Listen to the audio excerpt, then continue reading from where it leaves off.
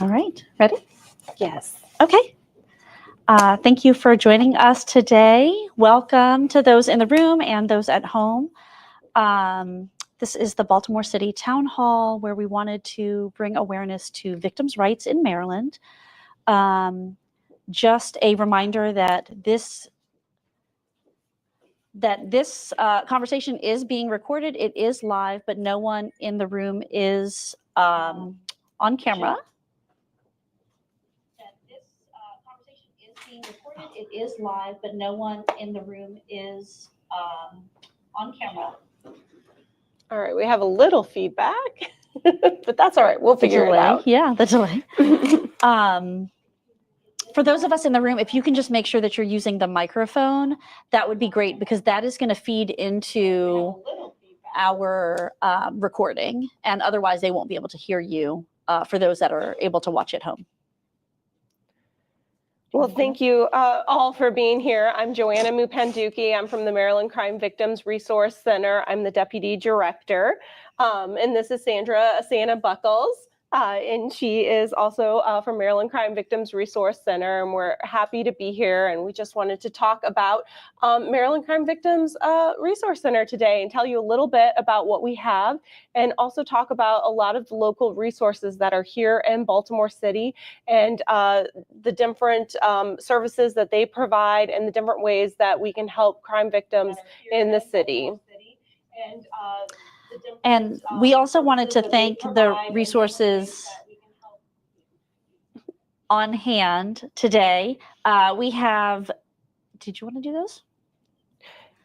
We can go ahead. We can talk about, first, we do have the Department of Juvenile Services here in the back, and they have a number of different resources. Most importantly, they have at the Juvenile Justice Center in downtown, in that building, they have a lot of different things going on there, but most importantly, up on the third floor, they have a whole resource center where they can help people with just a variety of services, not only through the juvenile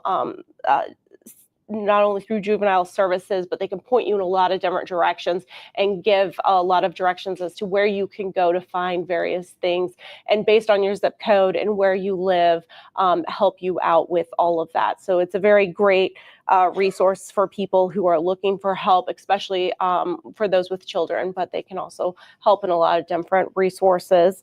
We also have Turnaround that is here, and they have a lot of great resources. They help people who are struggling with substance abuse and a lot of other issues as well. We'll come back to you, domestic violence and trafficking. And human trafficking issues. And so we'll come back and have you guys talk a little bit later about the resources that you do have. And then we also have over here, we have our own table for Maryland Crime Victims Resource Center. And then we have, I'm sorry. It's Maryland Educational Opportunity Center, and they service Baltimore City and Howard, right? And Howard. Okay. Yep. So we'll get into those in a little bit. Yes. So we will come back and talk about all those resources as we get into it. And then we wanted to thank our sponsors, the Maryland State Bar Foundation, the Langbein Family Trust, and the Law Office of Hamad Mateen. Okay. Yes. All right, Joanna, go ahead. All right. So Joanna Mupanduki. Yes, thank you all. We do have we have all of our staff from the Baltimore office in the room today. So we want to thank them for being here. And so if you do have an opportunity to speak with them, if you're here with a question, please go to our resource table, and they will be happy to speak with you. We also did want to talk about Maryland Crime Victims Resource Center, who we are and what we do. And I think the best place to start is to explain a little bit about who we are and how we started. And Maryland Crime Victims Resource Center has been around for 43 years. We started back 43 years ago when Stephanie Roper was a young college student, and she was kidnapped on the side of the road, and she was brutally raped over a series of several hours and then murdered, and then was missing for several days. And when she was finally found, and it was, over a week before the gentleman who had done that to her, before they started telling their friends, and then it was finally reported, and they were able to be arrested and charged with that crime. And so her parents just went through a very difficult time during that whole ordeal. But the whole process of it then finally going to court, I think, sounds very familiar to people, in that they weren't told what was going on in court. They were not notified about court dates. They were not notified about plea deals that were being offered. They were not notified about anything. And then when the trials actually happened, they were not allowed to be in the courtroom because they were a witness. And they were only really witnesses as to when Stephanie had left the house, and then they were not allowed in the trial even after that time.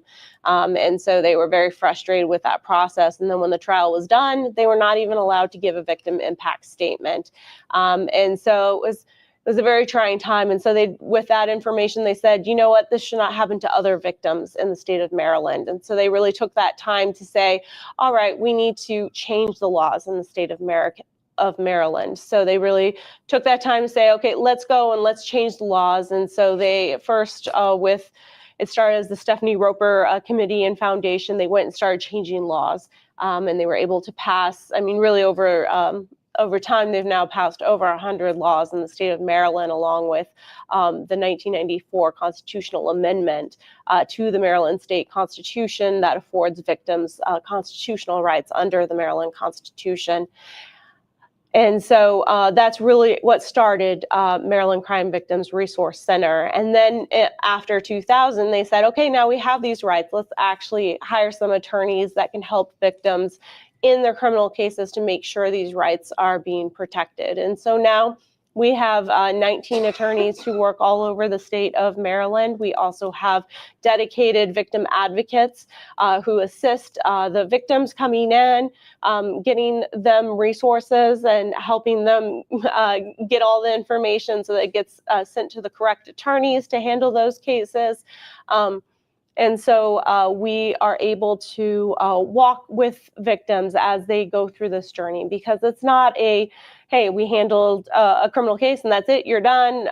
It's a long process for crime victims who are going through a criminal justice process. For a lot of people, it's the first time they have interacted with the criminal justice system, and so they don't know the process, and it takes a lot of time and explanation, and often they need other resources besides just what's happening in court to assist them with that. Right. Thank you so much for all that. It's amazing the things that Roberta and Vince, which are Stephanie's parents and our founders, were able to do because of the injustice that they felt. And so I think that's why it's so important for us to share what we do with other people, especially as we're hearing more and more on the news. You turn on the news, or Lord knows you're scrolling, you see it, however you get your news, all the stories of all these horrific things that are happening. And in the meantime, people at home still don't know what their rights are, because you don't know your rights until it's already happened, while you're already in process. So it's, I always say, share, because you never know who you're going to help. And that's kind of where we are today. So as you talked about, Joanna, our foundation was built on a homicide. And it's awful that we have to share so much, but it definitely is confusing for people. So it's important for us to continue to share our resource. Can you tell me a little bit about someone has become a victim of crime, right? Mm-hmm. The police have been notified, and now what? They would call us and do intake. And what does that intake look like? So there's a couple of ways that they can contact our offices. You can either call, and the easiest number is our 800 number, which is 1-888-VICTIM-1. or you can go online. So you can also do an online intake. And so our website is MD Crime Victims, so there's an S at the end of victim.org. And you can do an online intake. And so then you can put your information online to be contacted and get into our system and contact us that way. So if you want to talk to someone right away, call the 800 number during normal business hours, 8 to 5, or you can do the online intake, and then we will contact you during normal business hours. And so that's the easiest way to get a hold of us. An advocate will call you. We will get you to the correct advocate for where the crime occurred. So you don't have to tell your story to 3 different people while we try to get you to the right person. So they're going to immediately try to figure out, where did this crime occur, so that they can get you to the right person. So you're not going to tell your story, several times. We don't want you to have to go through that. So you can talk to an advocate, explain the situation. They can figure out what's going on, who does this need to go to right away for, are you looking for what's the, kind of immediate need that you need that needs to be handled right away, and then kind of long term too, where does this need to go, and what's the help that you need to get there. So we go kind of immediate, Right. and then Right. what are the So other what are some of the issues? immediate needs that our advocates could help people with when they call in if they've been a victim of homicide? Well, there's several things that we do. So if you might need court representation right away, you do, as a victim, have a right to be notified of all court dates. If a defendant is going to appear in court, you have a right as a victim to appear in court and be notified of those court dates as well. You also have a right to be notified of those dates, to be notified of any plea deals. Sometimes people are contacting us because a trial is about to happen. So kind of depending where the court or the trial is, and the case is, and the process, is dependent how, quickly people might need to contact us and need help. Also, people sometimes contact us years later. It might be there's a parole hearing coming up. There might be a post-conviction proceeding, something like that. We can certainly help at that point. Just because it's later down the process does not mean that we can't help you. We can certainly help at that point as well. So, and we Perfect. also have other resources that we can help with. We can help point you in the right direction to assist with housing, shelter help. We don't provide those ourselves, but we can point you to where those resources might be available, that type of thing. We also have been able to, it's been over a year now, but we were able to get grant funding to provide for counseling for crime victims. And that's been through Safe Harbor. And so we have those, that ability to provide for counseling for victims of crime for up to 6 sessions free. And then we're able to get the insurance involved, and that includes Medicare or Medicaid, and we can sometimes extend that as well if the insurance or Medicaid isn't paying for that. We are often able to pay for some additional sessions when necessary if the counselor is recommending that. And so those funds have been continued. And so that's been really a great service, because oftentimes there's all these services, for the people who have committed crimes, and yet there's so few services that are provided for those who have gone through and been the victims of the crime. And so we've just seen that as a great need. So we're really just happy to be able to provide those services. So do we have some questions? Yes. How long does the advocates work with clients, and how much does it cost to get help? Oh, those are some great questions. We do not charge anything for our services. We are a grant funded agency. We do have private donations as well. So there is not a charge for our services. And as for how long do the advocates work with clients, there's not a time limit on it. It's kind of, we work on the case until the case is done. So either Forever. well, it could be forever. So it's very dependent on the case. It could be, till the criminal case is done. We've done everything that the client needs, and the client, says, Yeah. I'm good, I'm done, There's I still don't cases need that we're anything working on more. from like the 70s and early 80s. So Right. we just kind of follow a case as long as a client needs us to, right? Right. Especially on homicide cases, the more serious cases, we do work on those for a very lengthy amount of time. So there is not a set time limit that, 3 months and that's it, type of thing. Yeah. So, and there's we have one more. Do you have resources for immigrants who are victims of crime? And are there any specific routes they need to take? So we do not have any requirements. We serve all victims of crime. So no matter what the crime is, or a person's status, race, or socioeconomic status, we do not make any determinations on who that person is. We serve every victim of crime. Were there any other questions at this time? All right, thank you. Yeah, so that's definitely good information. I think that I wanted to kind of go back to the intake process. How long does it usually take from intake to getting maybe representation in court, like someone to come with you to court and help you? It can be very quick.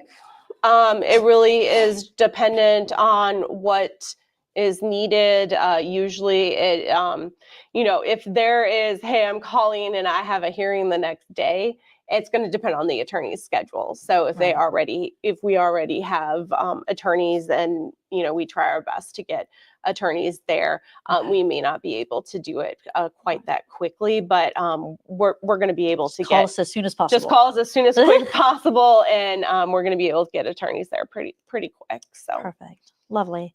So yeah, that went down a different direction. So all right. So the legal process, like, what does that look like? They get in contact with us. We're like, okay, we're going to come with you to court. And then does the attorney or advocate kind of help them understand what they should expect and prepare them? Yes, so there are several options. So some victims don't necessarily want an attorney to go with them. They just want somebody to sit through court with them. And so our advocates can go and just provide court accompaniment if it's that they feel they just need that moral support. So we can provide that as well. And if there's concerns about the case, they need the legal representation, then that's when we would send an attorney, or there's some issue that an attorney needs to file a motion on, that type of thing, then that's when our attorneys would become involved. So it can be a variety. So they can walk, kind of explain the process, explain, unexpected things happen all the time in court, but give you an idea of the variety of things that can happen in court. There's never a guarantee as to what's going to happen in court, but give you an idea of what is likely to happen, and help explain the process as things go along. And so to give you that opportunity to better understand what is happening, why it's happening, to explain the court's orders, and why they're making the decisions that they're making. Yeah. I think that when I started working at Maryland Crime Victims, it's a bunch of attorneys, right? So, just understanding like some of the words that are going on in court, or, what that means is, I think, so commonplace for attorneys, whereas like for us in, just non-attorneys, is the judge says something and you're like, what, hold on, and you're, trying to Google or something, so, there's someone there, which is, I think, really nice, especially when you have, these homicides, assaults, like these violent things that are happening where you've got a lot of emotions going on.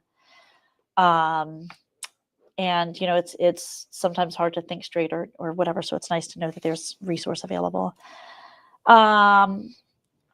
Did you want to talk about parole, probation, and resentencing and what that's like?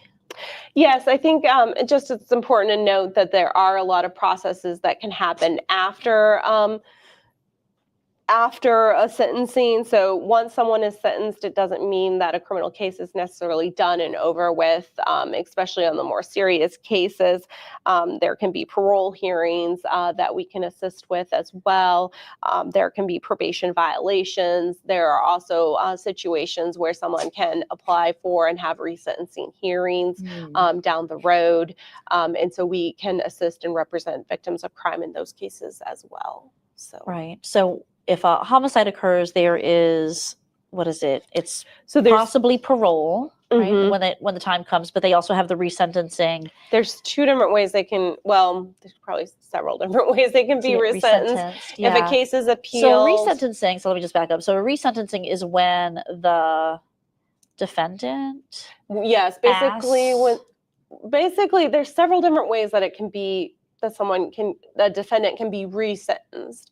A case can be appealed and the court can say, hey, something went wrong, you didn't consider X, Y, or Z, and therefore the judge needs to go back and resentence someone with this while considering this new factor or something else that they did not do. But there's also some new laws that have been passed. There's the juvenile, it's called JUVRA, where if someone was sentenced as an adult and they were 17 or 18 at the time, after they serve 20 years, they can now come back and ask to be resentenced. And it's basically a way to get a reduction in sentence.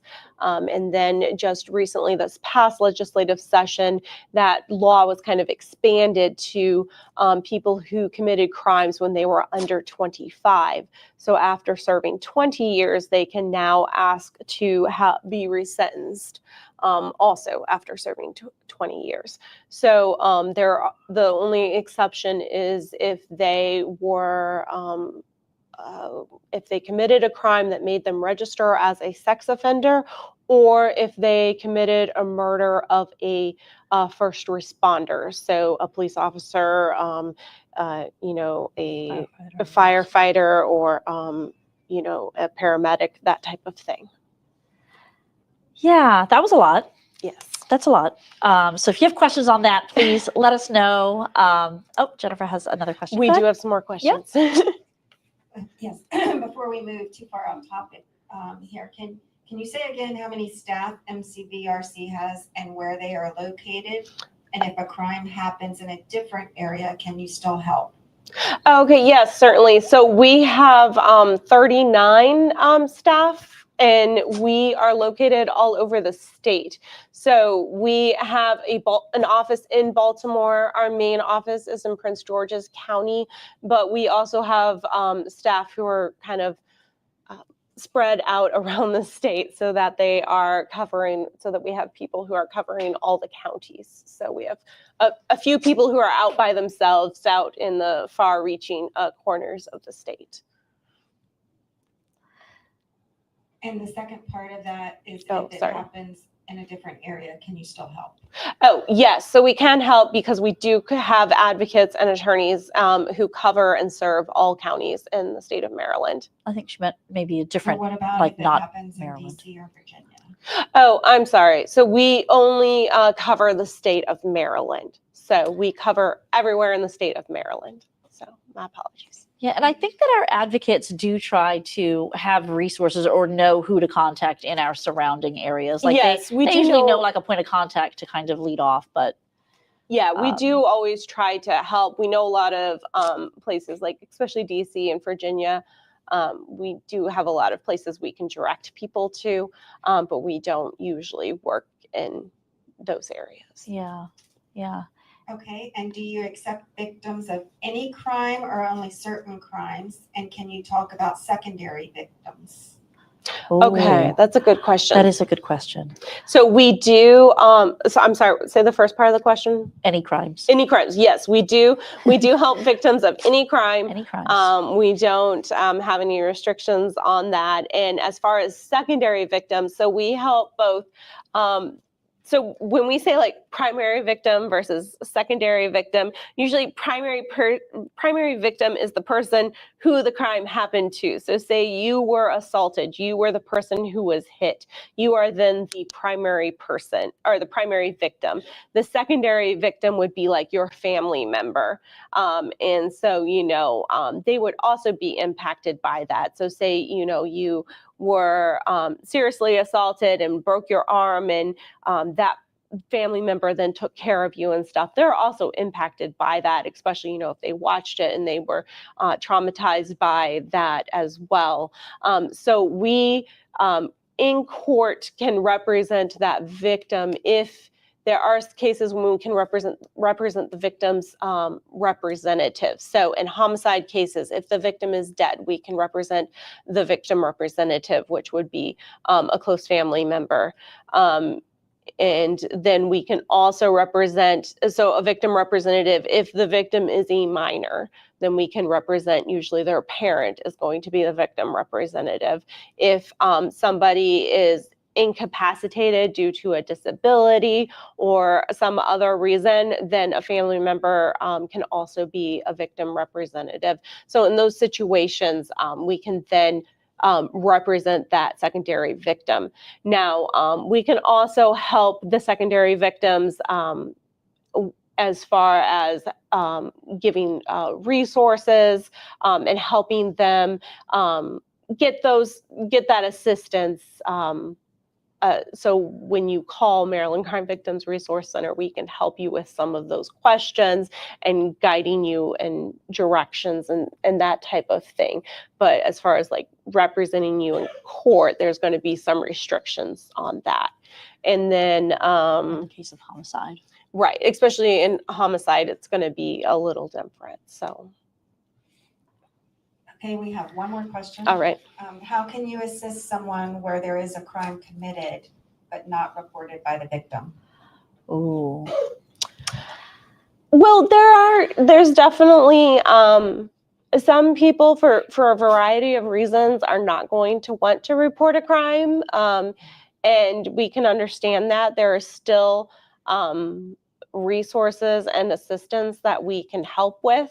And so you can always call and talk with us and see if we can help you with that, and talk to our advocates and see if there are ways that we can walk you through the process and just let you know what's out there and what is available, and let us help you and see what we can do for you, because oftentimes there are resources available for you, and it'll just be dependent on what you are looking for and what the situation is.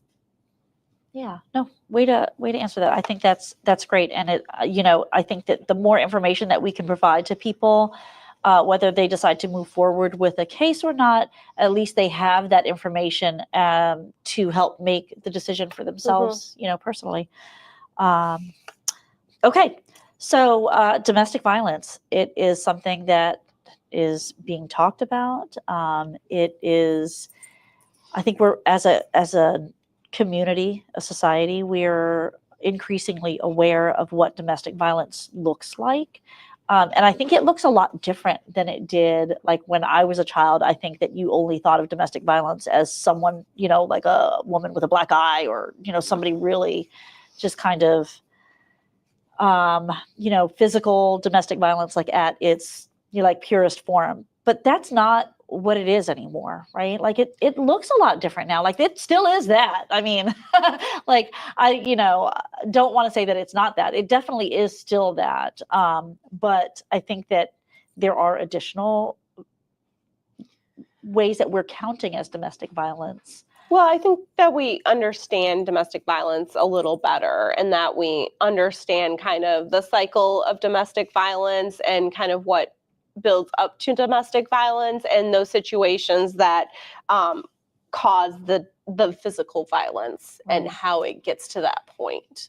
And so that it's not just that moment of when someone gets hit or injured physically, but that it starts with someone wanting to have control and over another person. And it's called domestic violence because it's that control over someone, usually in their house. And, the traditional sense is that it's a spouse.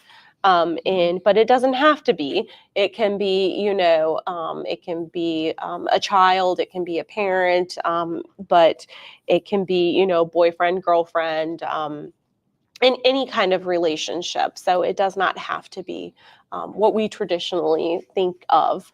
And it's also a cycle. It's not always a situation where it's always a terrible relationship and it is at every moment a terrible thing.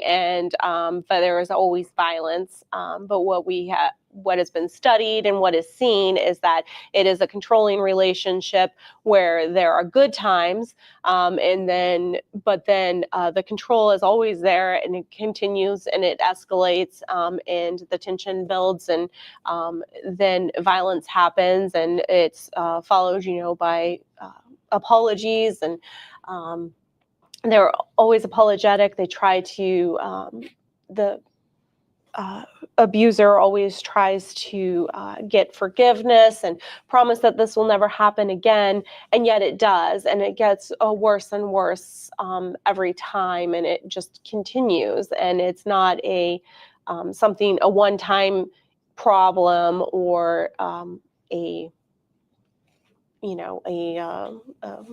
something that's going to go away. Right. So besides physical, there's the mental capacity of it, but I guess it can't turn criminal for us until it's physical, correct? Typically, as far as Maryland Crime Victims Resource Center, we can only usually help, not only, but we can help when it turns physical. Yes, but there's also a lot of resources out there that can help before that time as well.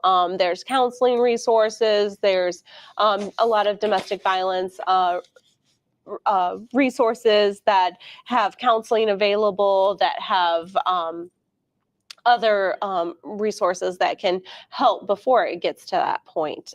So it doesn't, you don't have to wait for it to get that bad either. Right. And so our partners at Turnaround is one of the organizations that we use and that we refer people to, and they can usually help people with, I guess, identifying the cycle of violence and helping with a safety plan. Yes, all of those types of things. And that's very important.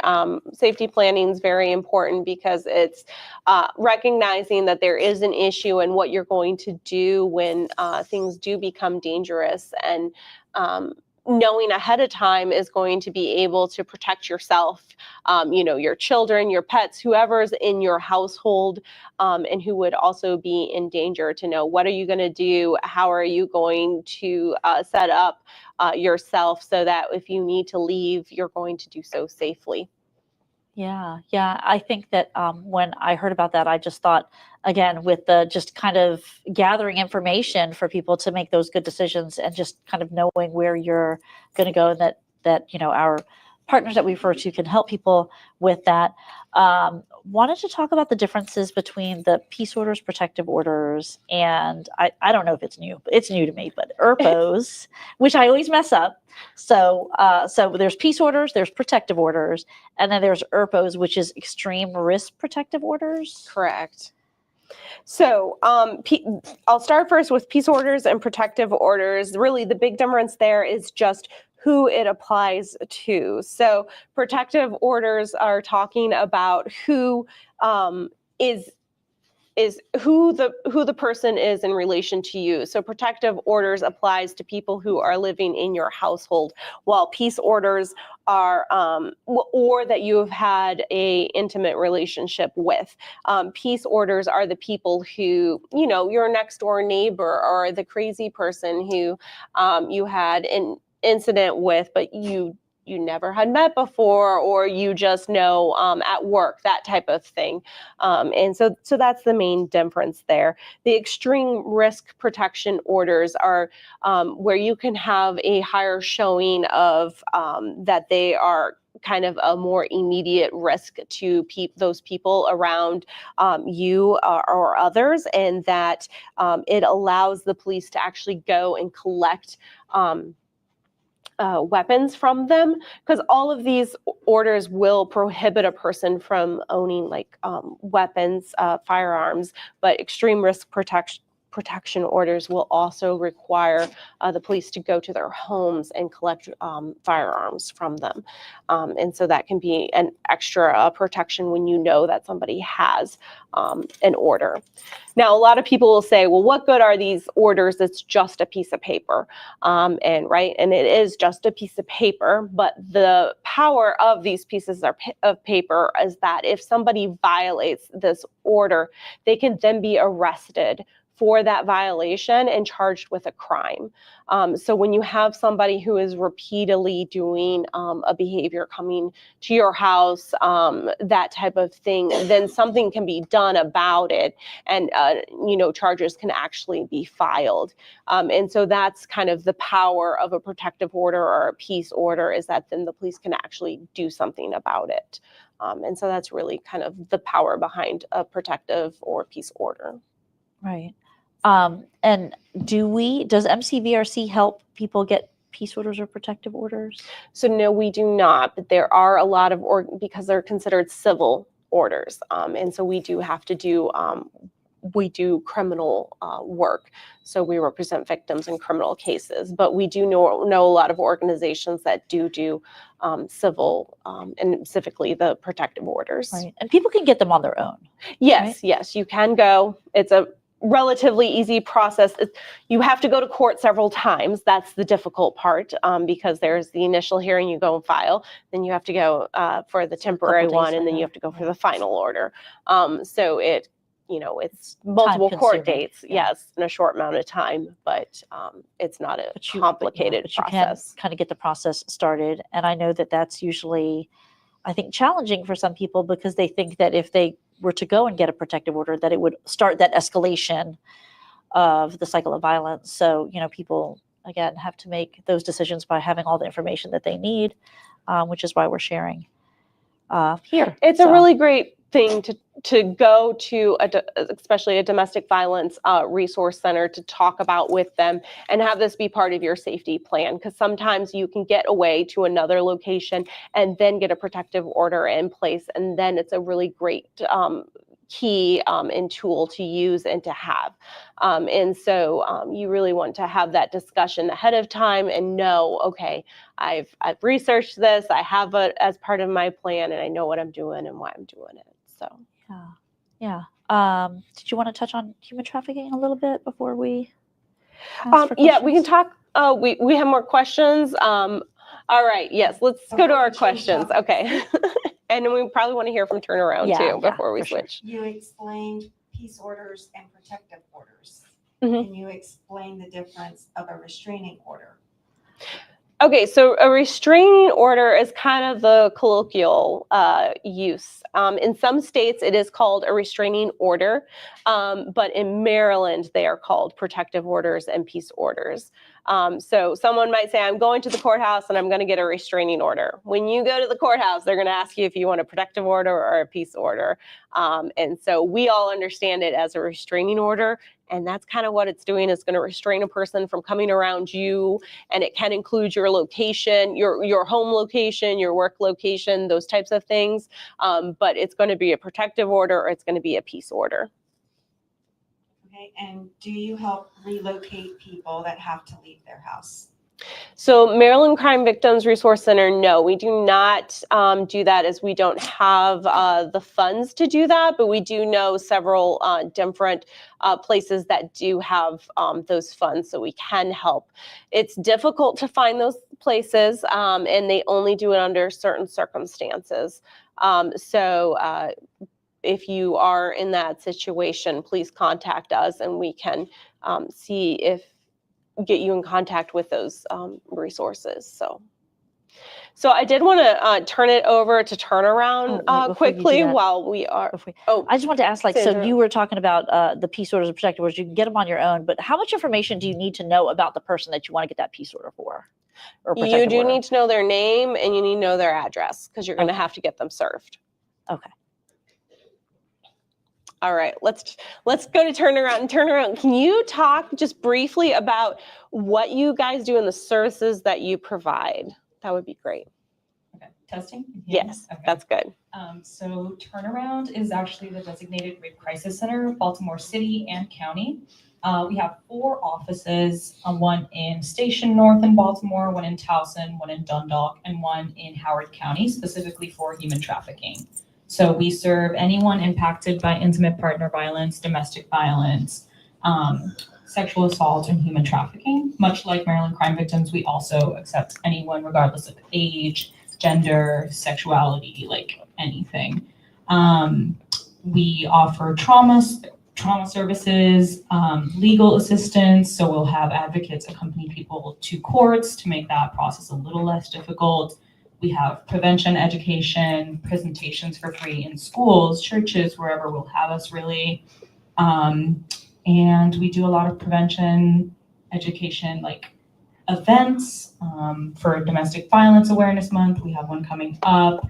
And all of our services are free. We do quite a bit of stuff, so it's difficult to rattle it all off, but everything that we do is free, and we have a 24/7 helpline and text line that people can call at any point if something happened, if something has happened, regardless of how long it was, how long ago it was, and maybe someone's not super sure of what happened, or if that is something that we can help with, they can just call at any time and we can help them through that.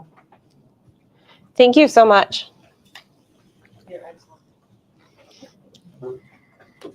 They're great. Thank you so much, Turnaround. Human trafficking. Okay, so just briefly talking on human trafficking, which is another service that Turnaround does assist with. And I think you said that was specifically your Howard County location. All right. Works with that is that the difference with human trafficking is that human trafficking is when a person is used as basically is forced, and it can be forced to used. It can be forced labor. It can be forced sexual labor as well, but it doesn't have to be sexual labor. It can be just labor by another person to do whatever it is, and it can be coerced through a variety of ways. Sorry about that. It can be coerced through a variety of ways. It's generally seen by someone holding things over them, whether it's, they're brought in to the country and, were not brought in legally, and they're holding their passport or their documents, and so they are not able to kind of go seek help because they don't have the documentations that they need to either, reach out to people or to reach back out to people in their home countries, or that they are, and so it just creates a place so that the person is not stable, is not able to reach out for help. And so it is just, and it's usually it does not always have to be young people, but it typically involves younger people who are less able to reach out to the resources around them. And they're usually, taken to locations that are not locations they are familiar with. And it doesn't have to be that they are taken far, but just away from where they are familiar and able to reach out to other people and seek that assistance. So, and so often you will see human trafficking happening in large areas where, not large areas, and areas where there is a lot of movement. So highways, larger cities, locations of, like, they'd always talk about, the Super Bowl being a place where there is a lot of human trafficking, any large events where it brings people from all over, the country or the world, those types of things. So. Interesting.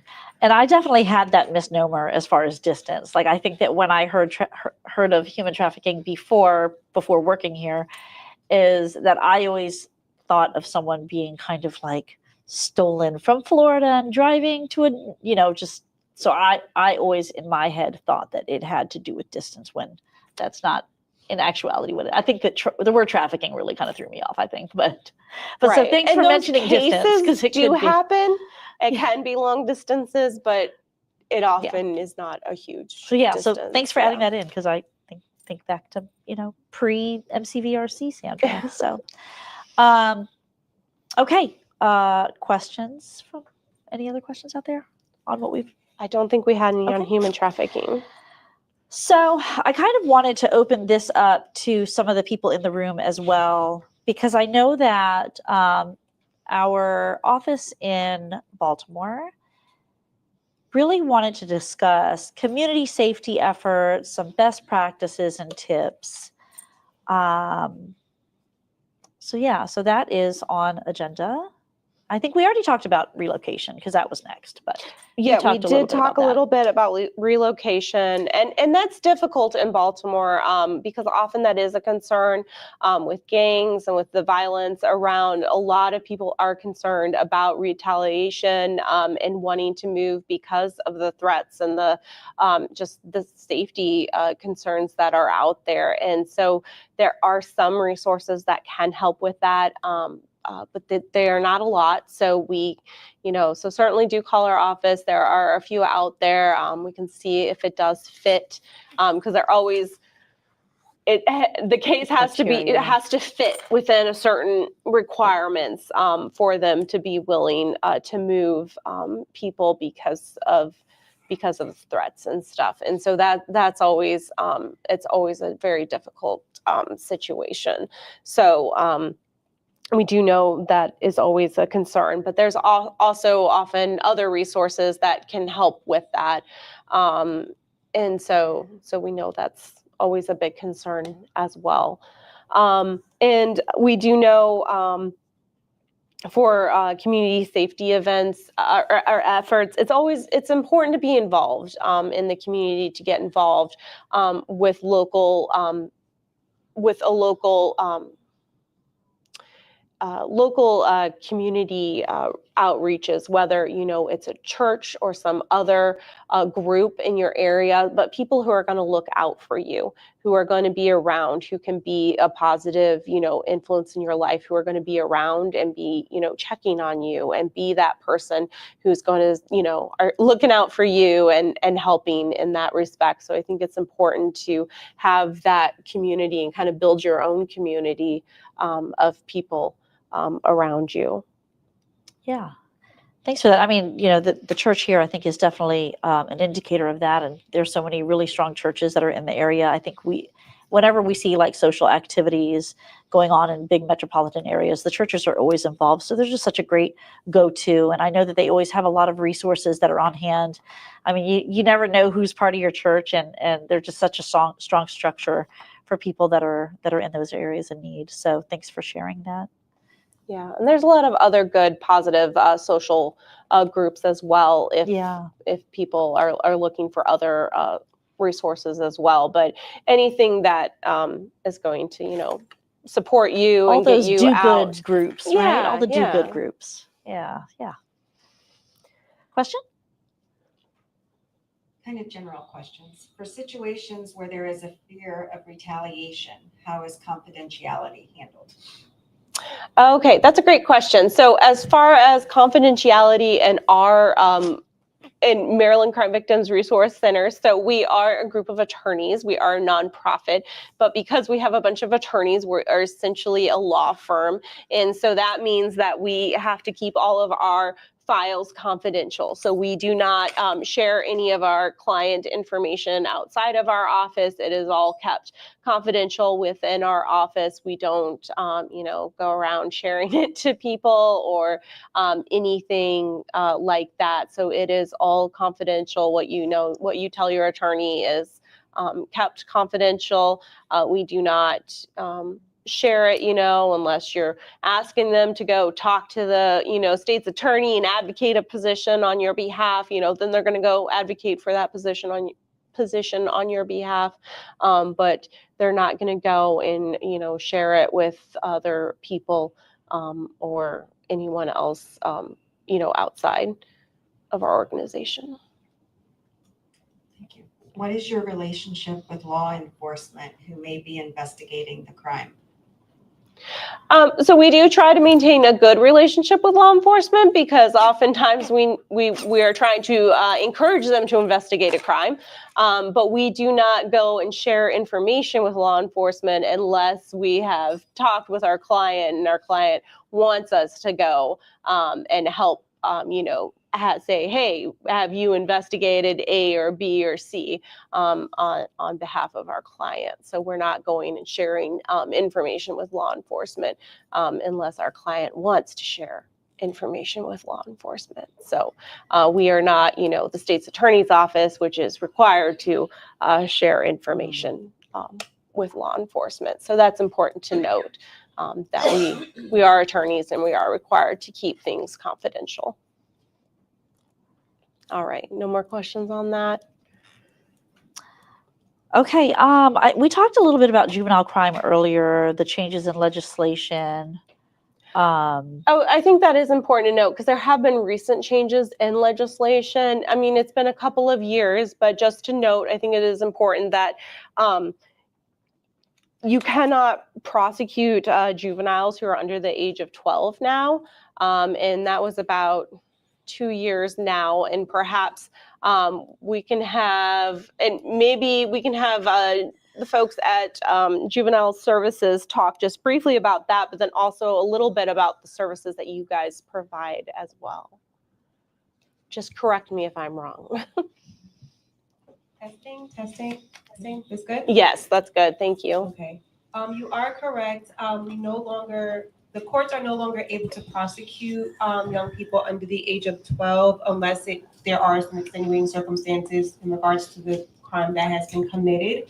But we do still try to intervene with those situations, providing whether it's a reference to counseling services, finding some type of mediation if possible and appropriate. But over the age of 12, the court has been able to proceed with some type of reprimand or court action. There is restitution that can still be ordered through the court system. And of course, we know a 13-year-old, 14-year-old may not have the ability, but then it turns into the responsibility of their parent in regards to restitution. But the state's attorney's office with the court system does work very closely in regards to victims' rights and ensuring that a victim's voice is heard. Thank you. You're welcome.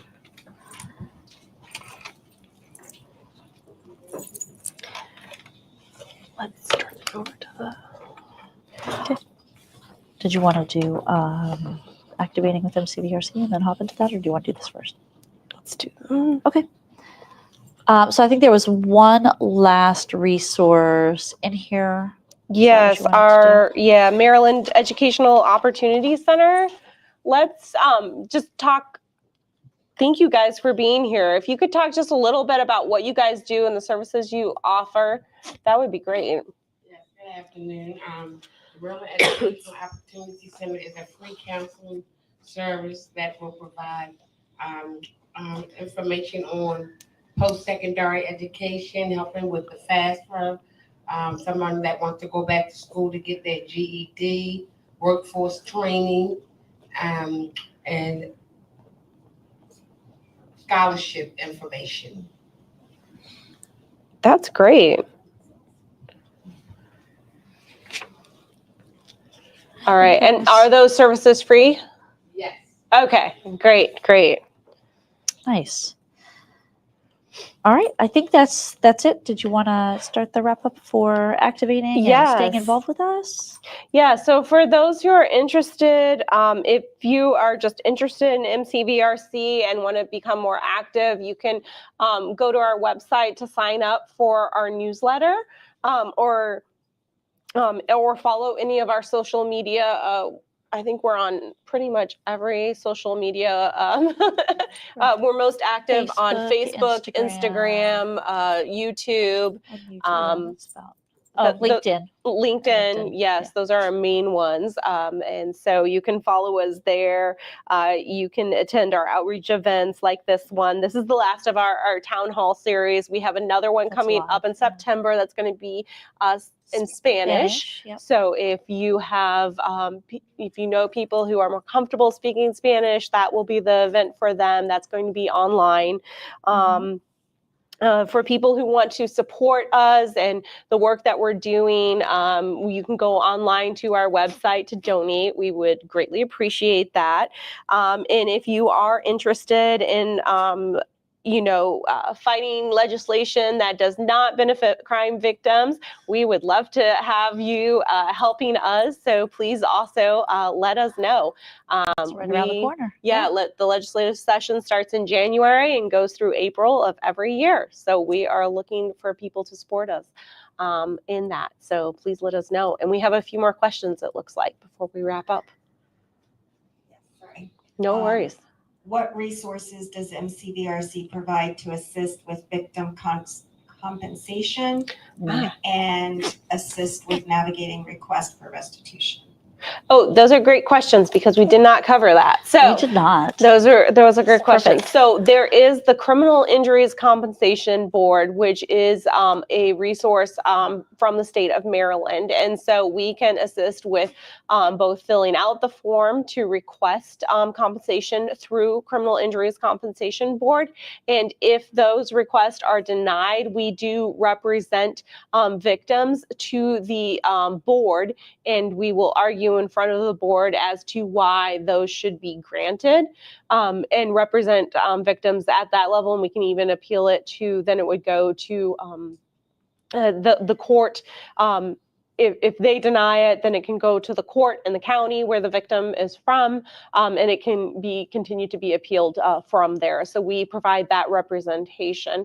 We also, when it comes to restitution, so if a victim is injured and they are, so you break your arm, you have additional bills. So if your insurance covered some portion of the broken arm, any additional bills you have beyond that were not covered by your insurance, you can seek restitution from the person who broke your arm. And so we would assist with making that restitution request in court.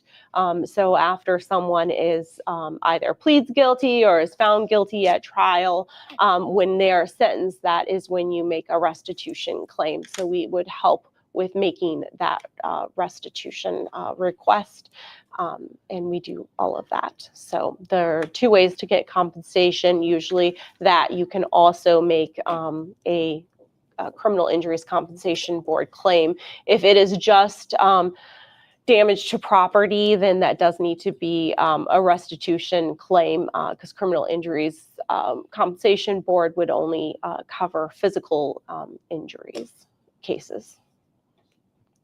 All right.